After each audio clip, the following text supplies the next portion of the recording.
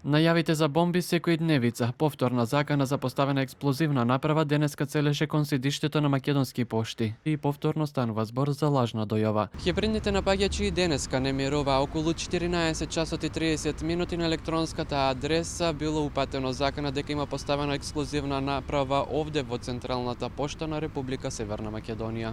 Ваквите хибридни напади, како што ги нарекуваат надлежните, доста негативно влијаат на населението, а тие се чувствуваат небезбедно. Мислам дека е некоја игра. До кога вака ќе те? Дали да не одвлечат вниманието, да го одвлечат, а за тоа време некои работи други да се случуваат. Така мислам.